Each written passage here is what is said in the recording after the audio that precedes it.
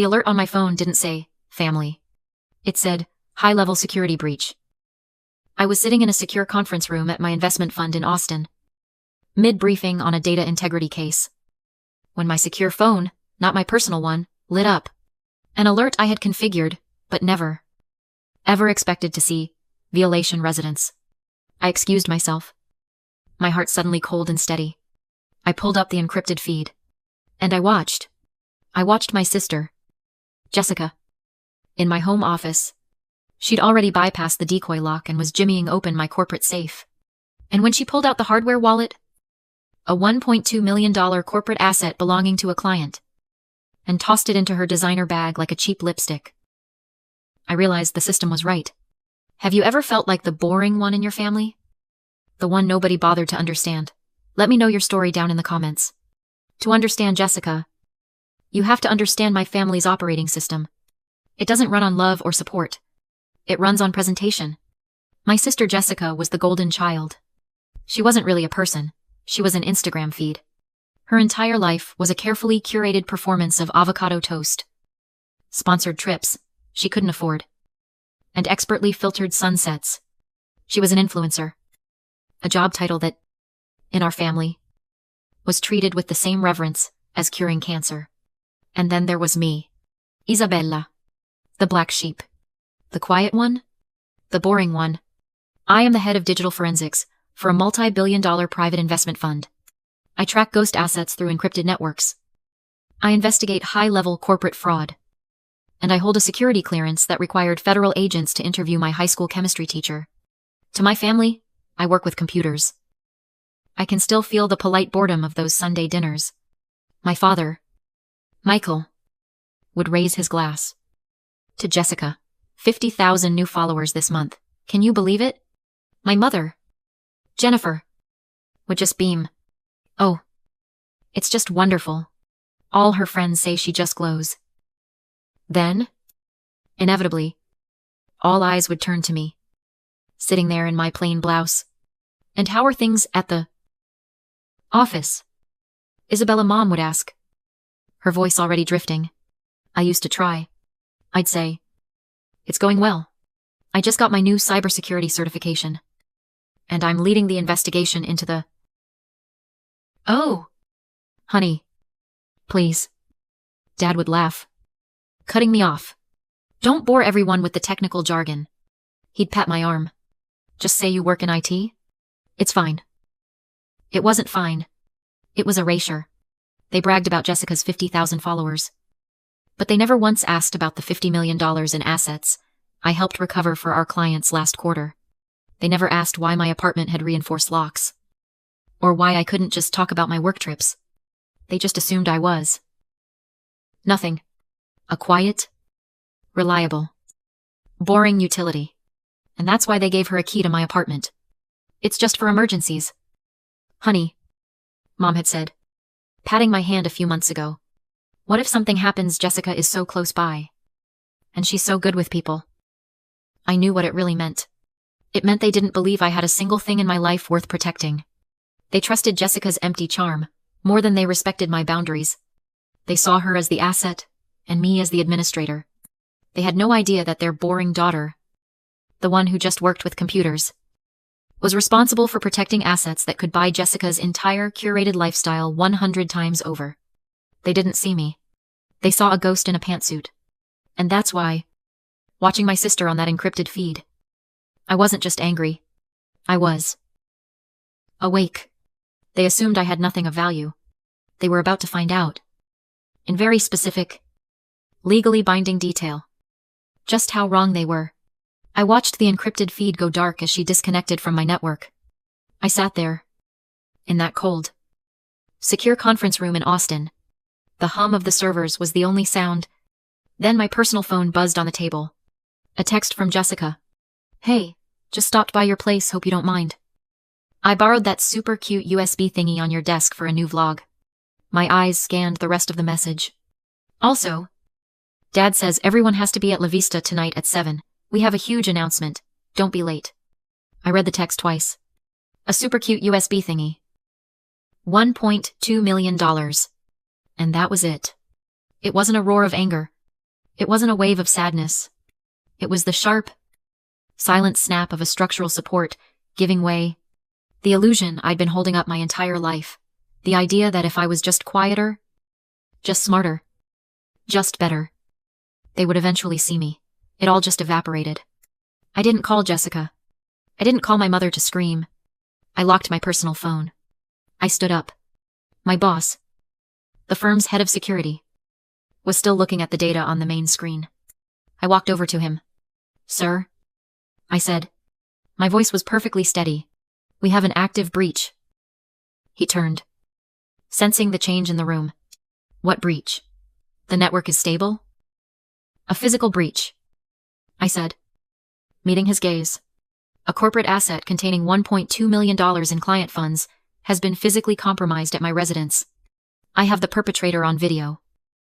His entire demeanor changed. The air crackled. He understood. This was real. "Go," he said, pointing to his office. "Make the call." I walked into his office as he and the team began initiating protocol, alerting legal, alerting the executive board, alerting the FBI. Because our fund is federally insured. I sat at his desk, and as I waited for the secure line to connect to our internal investigations team, the real pain hit me. It wasn't the money. The money was data. It was insured. It was traceable. It was encrypted. My company would get it back. It was the text. A cute USB thingy. For a vlog. It was the pain of invisibility. It was the sudden, crushing realization that I had spent 29 years being aggressively, profoundly unseen. They hadn't just stolen a piece of hardware. They had stolen my entire professional identity, crushed it into a cute object, and decorated it with a pink emoji. All those years of nodding along at dinner, all those, "Oh, that's nice, honey," comments from my mother, all those condescending, "How's the computer job?" questions from my father. They weren't just passively ignorant. They were aggressively incurious. They had actively chosen, year after year, to see me as a simple, boring, harmless utility, a background character in the dazzling show of Jessica's life. They looked at a top-tier forensics investigator and saw a hobbyist. They looked at a $1.2 million encrypted asset and saw a toy. This wasn't a betrayal. A betrayal requires a baseline of respect to begin with. This was an audit. And I had just received the final, devastating report. The line picked up. Internal investigations. "This is Isabella." I took a breath. The daughter was gone. The lead investigator was on the clock. "This is Isabella. I am officially reporting a high-level asset compromise. Send a team to La Vista restaurant at 7:30 p.m. And you're going to need the FBI. I arrived at La Vista at 7 p.m. sharp. The restaurant was exactly what you'd expect, the kind of place that mistakes high prices for class. All dark wood, loud chatter, and waiters who looked exhausted. And there, at the best table in the center of the room, was my family. Jessica was glowing, a performance artist at the peak of her craft. She wore a white dress that probably cost more than my monthly utilities. Her hair professionally blown out for her big announcement. My mother, Jennifer, was practically vibrating with second-hand pride, touching her own hair as if to match. My father, Michael, sat back with a satisfied look, the proud patriarch. And next to Jessica, looking smugger than I'd ever seen him, was her husband, Ryan, a man who sold suburban starter homes and acted like he was the Wolf of Wall Street. I slid into the remaining chair. "Sorry I'm late. Busy day at the office." "Oh, Isabella," Mom gushed, not even looking at me. Her eyes locked on Jessica. "We're so glad you made it." Jessica was just about to tell us the big news. Ryan flagged down a waiter. "A bottle of your most expensive champagne," he boomed, loud enough for the tables nearby to hear. "We're celebrating." Jessica giggled. That high-pitched, practiced sound she used for her vlogs. "Oh, Ryan. Stop. It's our news." "To my amazing wife," Ryan said. As the champagne was poured, he raised his glass. "And to our new investment." My parents raised their glasses, To the investment? What's the investment? I asked. My voice quiet. I picked up my water glass. Jessica's eyes sparkled with a manic. This Verde light. We're starting our own lifestyle brand. But, like, legit this time. We've secured major funding. Oh. It's just wonderful. Mom said. This is what she was always meant to do. And then, Jessica reached up to her neck. My blood went absolutely still.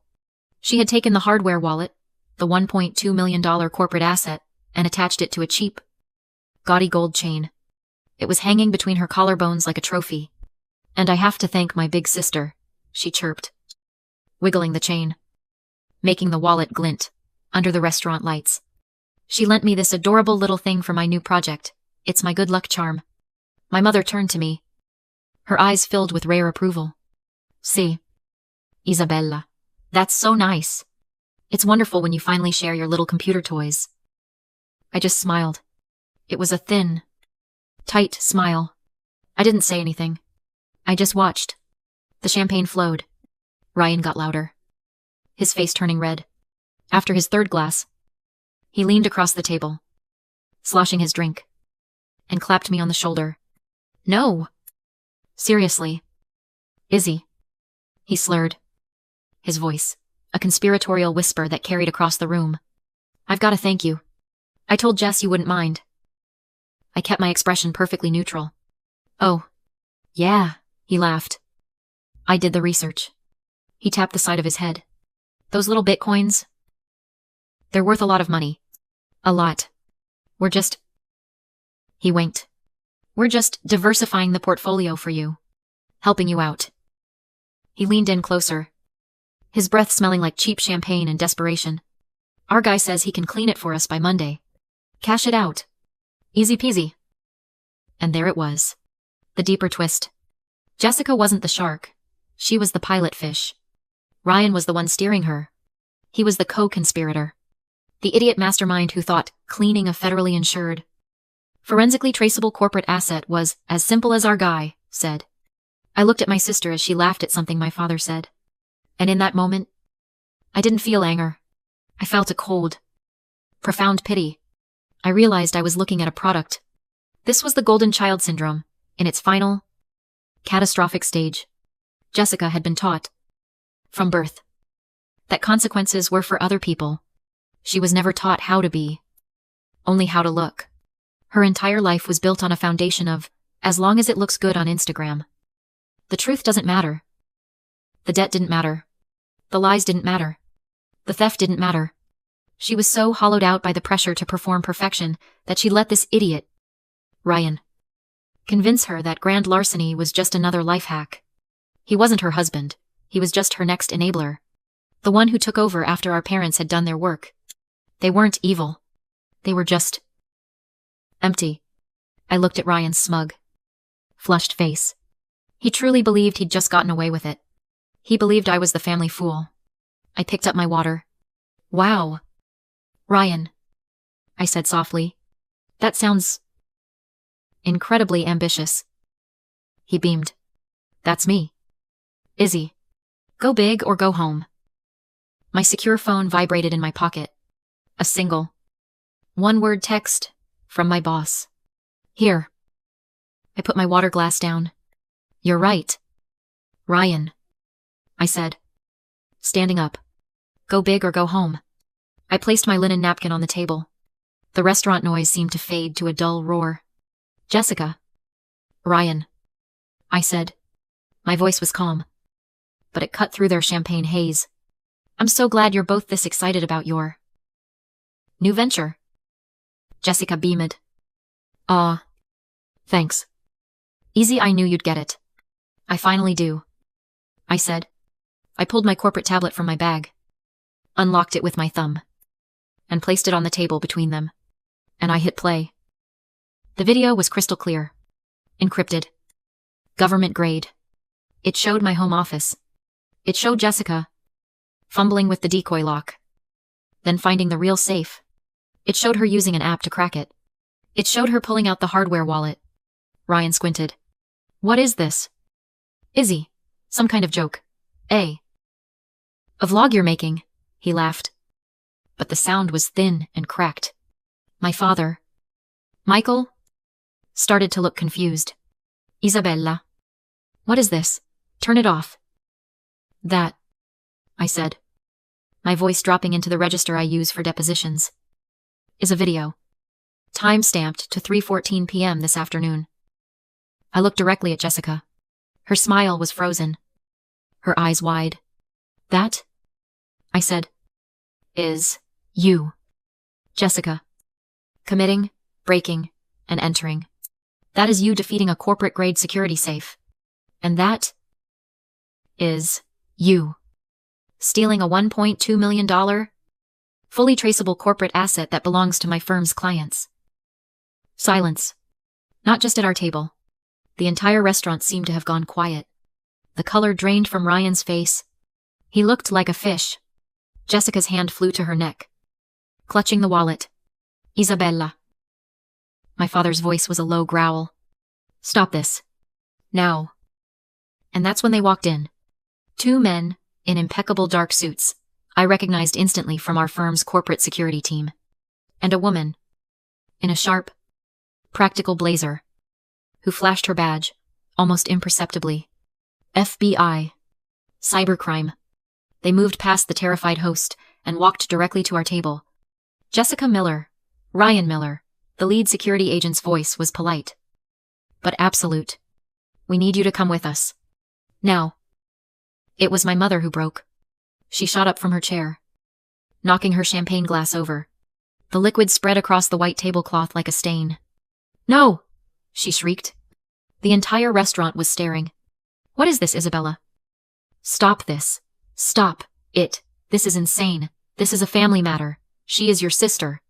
Her voice was raw, pleading, furious. The same voice she'd used my whole life to defend Jessica. To erase me. I looked at her. The woman who had never, not once, stood up for me. And I felt nothing. Just the cold, clean finality of the truth. This was the moment. This was the collision. You're right. Mom, I said, my voice quiet, but it sliced through her hysteria. You are 100% right. In our family system, the one you and Dad built, Jessica is gold, and I'm the trash. In that system, she can steal from me, lie to me, and you will protect her. And I will be told to share my toys. I paused, letting the words hang in the air. But we're not in the family system tonight. I nodded toward the federal agent, who was watching Ryan with the predatory stillness of a hawk.